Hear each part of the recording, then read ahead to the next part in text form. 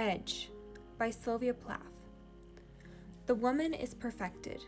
Her dead body wears the smile of accomplishment. The illusion of a Greek necessity flows in the scrolls of her toga.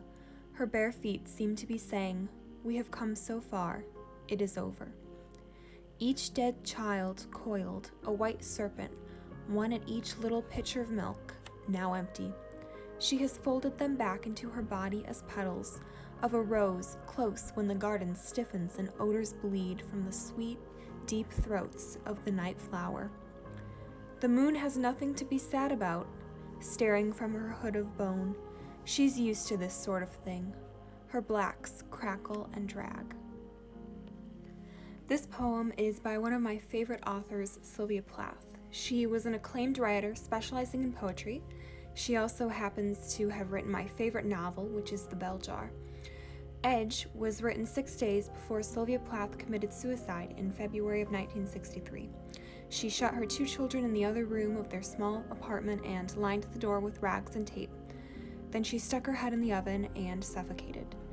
This poem is extremely haunting given the circumstances of her death, and she was only 30 years old. Edge is likely the last poem that Plath wrote.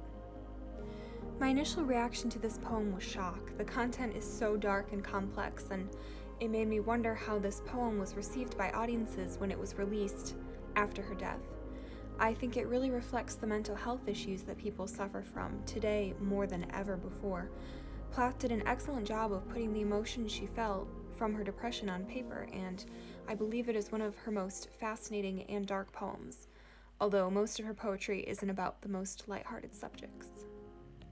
This poem is about a woman whose body is perfected after her death. It foreshadows Plath's suicide less than a week later. The taut and tense unrhymed couplets, along with the fact that the poem is extremely short and harsh, demonstrates the mental demons that Plath was fighting in the days leading to her suicide and how exhausted she already was in her short life. Plath's rapidly declining health is evident through both the subject matter and the style of Edge. Therefore, the poem has a lot more meaning after readers learn about Plath's poor mental health.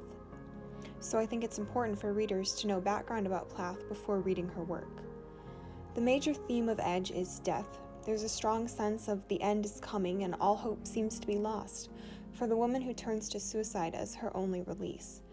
It's interesting to me that Plath described the woman's body as perfected, implying that her act of suicide was not an act of cowardice but rather valiance.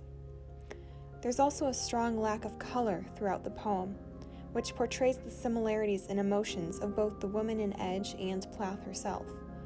Words such as bear, white serpents, and milk represent the bleak and colorless world that the woman finds herself in now that her life is coming to an end. The lack of color contributes to the various tones of hopelessness, desperation, and finality. The deceased children mentioned, who take the poem to a whole different level of darkness, are dismissed towards the end of the poem when the speaker describes the moon as having nothing to be sad about. She's used to this sort of thing. The moon, who through personification is referred to as she, relays the speaker's view that tragedy is seemingly nothing significant. I think the addition of the dead children adds a further layer of gloom to the overall effect of the poem. The speaker also appears to be reserved and distant from the poem. She only uses the woman and her and never I, but it can be inferred that what the woman is going through is extremely parallel to Plath's experiences. While the poem is obviously about a very dark subject, it's evident that the speaker's tone towards death seems to be welcoming and positive. Words such as smile of accomplishment, rose, and sweet create an eerie, lighter tone as the woman dies, further showing how much the speaker was struggling. I was very creeped out by the lighter tones that shone through when the speaker used smile of accomplishment, implying that death was a stellar accomplishment for the woman and she's happy to be in the afterlife. Now, the title, Edge, I think this is interesting. It reflects the edge between life and death. It's a fine line, but once it's crossed, there's just no going back. The subject of the poem chooses to cross the edge to get to death, so her pain will end. It's short but effective at describing what the poem embodies. The poem reflects the resignation that the speaker feels at being released from the pain of living. Throughout the poem, it's obvious the pain that Plath was in during the final days of her life, and that's why it's so important to understand where the author is coming from and why the author feels the need to write about these subjects. Edge by Sylvia Plath. The woman is perfected. Her dead body wears the smile of accomplishment. The illusion of a Greek necessity flows in the scrolls of her toga.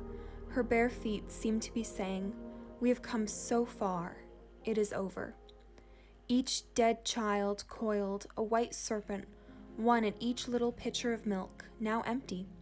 She has folded them back into her body as petals of a rose close when the garden stiffens and odors bleed from the sweet, deep throats of the night flower. The moon has nothing to be sad about, staring from her hood of bone. She is used to this sort of thing. Her blacks crackle and drag.